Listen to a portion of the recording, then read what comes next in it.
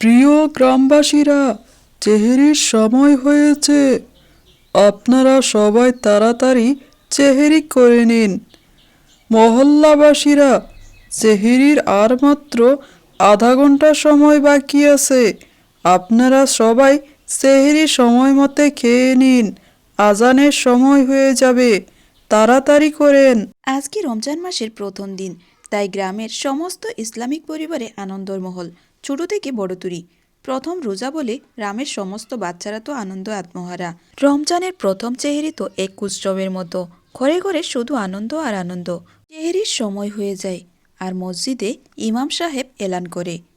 তা শুনেই তো মা, শুনছ? চেহারির আর মাত্র আধা ঘন্টা সময় বাকি আছে। চলো তাড়াতাড়ি আমরাও খেয়ে নিই। এই তো মা, এক্ষুনি খেতে যাব। তুমি গিয়ে তোমার বাবাকে ডেকে নিয়ে আসো। না না, আমি যেতে পারবো না। আমাকে তাড়াতাড়ি খেতে দাও, না হলে দেরি হয়ে যাবে তো। রাইমার এমন কথা শুনে তার মা তো মিষ্কি হাসি দেয়, আর তখনই ওইখানে তার বাবা এসে যায়। মার মেয়ের কি কথা হচ্ছে গো? আমাকেও বলো, আম্মু শুনি। বাবা, দেখো না, তাড়াতাড়ি মা খেতে দেই না। ইমাম সাহেব তো বলেছে আর মাত্র আধা ঘন্টা সময় বাকি আছে। তাড়াতাড়ি না খেলে তো সময় চলে যাবে, তাই না বাবা? বলো তো। আচ্ছা আচ্ছা, ঠিক আছে, চলো তাড়াতাড়ি তোমাদেরকে খেতে দেই। রাইমা আর তার বাবা মা একসাথে আনন্দের সাথে চেহেরি করে। সকালবেলা রাইমা গ্রামের বাচ্চাদের সাথে খেলতে বের হয়। তোমরা কেমন আছো সবাই? তোমরা কে কে রোজা রেখেছো? আমিও রেখেছি রোজা। আমরা সবাই রেখেছি। রাইমা, তুমি রোজা রেখেছো? হ্যাঁ, আমি রেখেছি রোজা। আমি এবার সব কয়টাই রোজা রাখবো। আচ্ছা, বলো তো, তোমরা কে কয়টা রোজা রেখেছো? রাইমা, তুমি কি বলছো এসব? আজকে তো প্রথম দিন, আজকের দিনটি শেষ হয়নি, তাই আমরা এখনো একটা রোজাও কমপ্লিট হয়নি। আমার মা বলেছে আমরা যতবার খাবো ওইটা রোজা হবে। কিন্তু আমাদের বড়রা তো কেউ এমন করতে দেখিনি। আমার মনে হয় আমাদেরকে এমনি এমনি বলেছে। আমি তো কখনো মা বাবাকে দেখিনি, ওরা তো কখনো কিছু খায় না রোজা রেখে। তাহলে আমাদেরকে কেন বলে? আমার তো মনে হচ্ছে আমাদের বড়রা ভাবে আমরা অনেক ছোট, তাই রোজা রাখতে পারবো না, তার জন্য বলে। আমি কিন্তু এইবার কিছুই খাবো না, না খেয়েই সারাদিন রোজা রাখবো। রাইমা, তোমাকে তোমার মা মিথ্যে বলেছে। তুমি ছোট, তাই তোমাকে এমন বলেছে। আমি একদম ছোট না, আমি বড় হয়ে গিয়েছি। আমিও রোজা রাখতে পারবো। আমিও সারাদিন কিচ্ছু খাবো না আজকে। এখন আমরা সবাই বাড়ি যাই, অনেক দেরি হয়ে গিয়েছে। আজকে তো অনেক কিছু রান্নাও করব মা, তাই তাড়াতাড়ি যাই।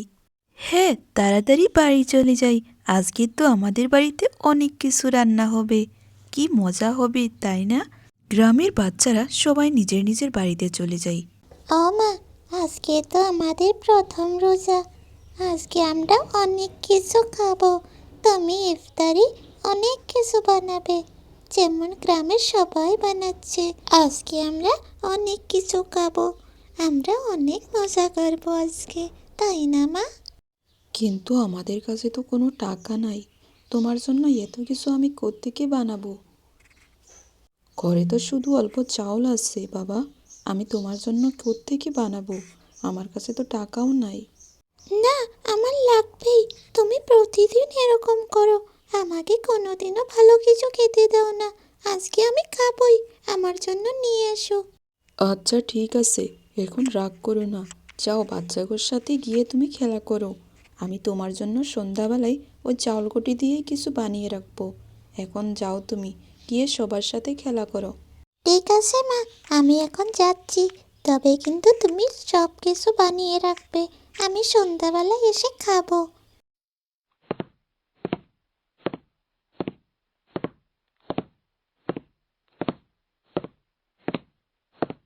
কাশেম আর তার বউ রহিমা মিলে রাস্তার পাশেই একটি ইফতারির দোকান দেয়। তারা আগেও ওইখানেই চার দোকান দিত। ওগো গিন্নি, তাড়াতাড়ি রান্নাটা বসিয়ে দাও, ইফতারির সময় তো হয়েই যাচ্ছে। কিছুক্ষণ পরই তো লোক আসা শুরু করে দিবে, তখন কিন্তু তুমি রান্না করে শেষ করতে পারবে না। তাড়াতাড়ি করো। আজকে তো প্রথম ইফতার, তাই গ্রামের সবাই কিনতে আসবে তোমার দোকানে। তুমি তাড়াতাড়ি করে রান্নাটা করে নাও, না হলে কিন্তু পরে আর তুমি সময় পাবে না।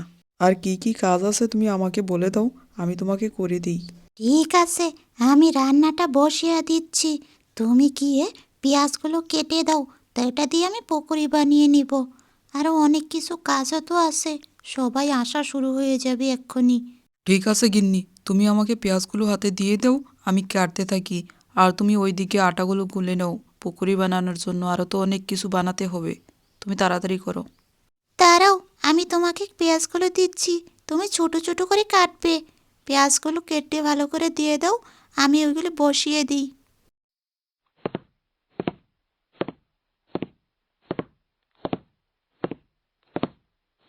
ইয়ামিন সারাদিন বাচ্চাগোর সাথে খেলা করে বাড়ি ফিরে আসে। অনেকক্ষণ খেলা করেছি, এখন তাড়াতাড়ি বাড়িতে যাই, না হলে মা রাগ করবে। আর মা তো আজকে অনেক কিছু বানাবে, আজকে আমরা খুব মজা করে খাবো। ইয়ামিন, তুমি বাড়িতে এসেছো? ভালোই হয়েছে তুমি এসেছো। আমার একটা কাজ করো তো, এক্ষুনি গিয়ে তুমি বাজার থেকে কিছু পকোড়া কিনে নিয়ে এসো। আমার কাছে 10 টাকা একটা আছে। ঠিক আছে মা, আমি এক্ষুনি যাচ্ছি, তুমি আমাকে টাকাটা দাও। ও মা, শুধু কি পকোড়াই আনবো, আরও কিছু আনবো না? ইয়ামিন, আমার কাছে তো আর টাকা নেই, এই 10 টাকাই আছে বাবা। তুমি গিয়ে এটা দিয়েই পকোড়া নিয়ে এসো। আমরা গরিব মানুষ বাবা, আমাদের কাছে তো টাকা নাই, এত টাকা কোথায় পাবো? মা, আমরা গরিব কেন? আমরা সবার মতো ধনী কেন না? ইয়ামিন, তুমি সব কথা বুঝবে না বাবা, তুমি এমন প্রশ্ন করো না। তুমি শুধু নিজের কর্ম করে যাও। তুমি যখন বড় হবে, অনেক টাকা ইনকাম করবে, তখন তুমি ধনী হয়ে যাবে। মা, তুমি চিন্তা করো না, আমি যখন বড় হয়ে যাব, অনেক টাকা ইনকাম করব, তখন আমরা আর গরিব থাকবো না। তখন আমাদের কাছেও অনেক টাকা থাকবে, আমরাও সব কিছু কিনে খেতে পারবো। আমাদের কাছে আর কোনোদিন অভাবও থাকবে না, তাই না মা?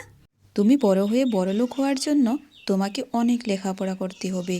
তুমি মন দিয়ে লেখাপড়া করো বাবা, আর নিজের স্বপ্ন পূরণ করো। দেখবে তুমি একদিন অনেক বড় হবে, অনেক কিছু করবে জীবনে। ঠিক আছে মা, তুমি যা বলছো আমি তাই করব। এখন আমি তাড়াতাড়ি দোকানে যাই, না হলে ইফতারের জন্য দেরি হয়ে যাবে।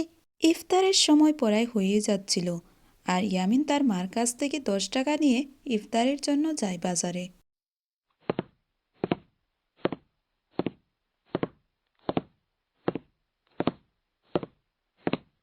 ইফতারের বেশি সময় বাকি ছিল না, আর কিছুক্ষণ সময় বাকিই ছিল। ইয়ামিন তার মার কাছ থেকে 10 টাকা নিয়ে বাজারে যাচ্ছিল, আর রাস্তায় যেতেই একটি ভিখারির সাথে তার দেখা হয়। সেই ভিখারিটি ইয়ামিনকে বলছিল কিছু সাহায্য করতে। সে সারাদিন রোজা রেখেছে, তার খাওয়ার জন্য কিছু নাই, সে কী দিয়ে ইফতার করবে? ওর কাছে তো কোনো টাকা নাই, তাই ইফতারির জন্য সে টাকা খুঁজছে। ভিখারির কথা শুনে ইয়ামিনের খুব মায়া হয়, আর তার মায়ে দেওয়া 10 টাকাটা সে ভিখারিকে দিয়ে দেয়। ইয়ামিনের নিজের কাছে থাকা সেই 10 টাকাটা দিয়ে ওইখান থেকে সে চলে যায়। ও কাকি কাকি, তাড়াতাড়ি আমাকে কিছু ইফতার দাও তো, তাড়াতাড়ি, আমার মা বলেছে যেতে হবে। তুমি তাড়াতাড়ি আমাকে চিকেন পকোড়া, আরও পকোড়া, আরও আরও ওই যে লাড্ডু যে আছে, এইগুলো আমাকে দিয়ে দাও সব প্যাক করে। দাঁড়াও, দিচ্ছি দিচ্ছি, একজন একজন করে দিতে হবে তো, তুমি একটু দাঁড়াও, আমি এক্ষুনি দিচ্ছি। ইফতারি দোকানে তখনই ইয়ামিনও আসে খালি হাতে।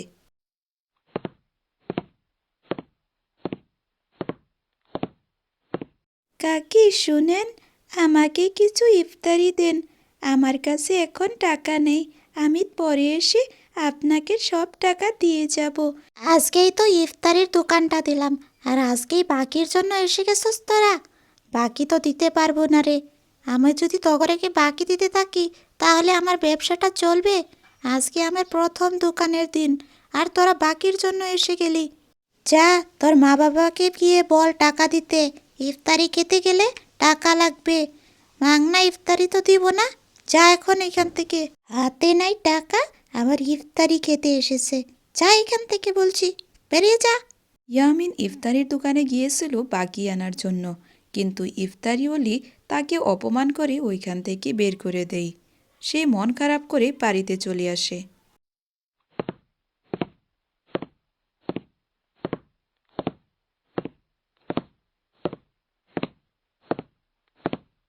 রাইমা, এই নাও, তুমি আমাদের প্রতিবেশী যারা যারা আছে সবাইকে ইফতারি দিয়ে এসো।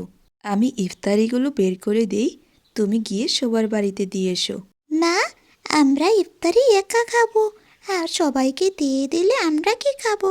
না রাইমা, এমনভাবে বলো না। ইফতারি আমরা একা খাওয়ার জন্য না, সবাইকে দিয়ে মিলেমিশে খাওয়ার জন্য। আমরা শুধু রোজা রাখলে হবে না, আমরা সবার সাথে মিলেঝুলে থাকতে হবে।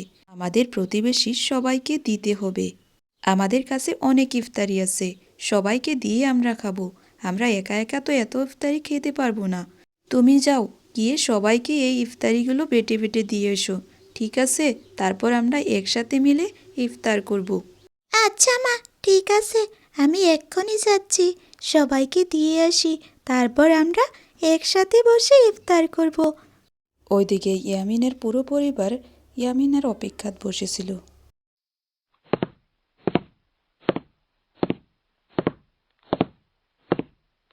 রাইমা তাগর প্রতিবেশী সবার বাড়িতে গিয়ে গিয়ে ইফতার বেটে আসে।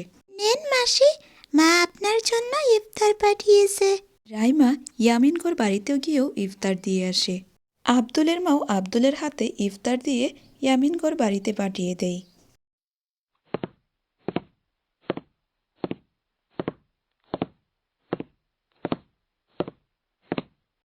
আব্দুলও সবার বাড়িতে ইফতার বেটে বেটে ইয়ামিনগর বাড়িতেও ইফতার দিয়ে যায়। আজকে আমরা কি দিয়ে ইফতার করব? বাড়িতে আমি কি নিয়ে যাব? মা তো 10 টাকাই দিয়েছিল, সেটাও আমি ওই ফকির কাকাকে দিয়ে দিলাম। এখন আমি কি নিয়ে যাব? সবাই তো অপেক্ষা করছে। হে মহান আল্লাহ, আমাদের জন্য ইফতারের ব্যবস্থা করে দিন।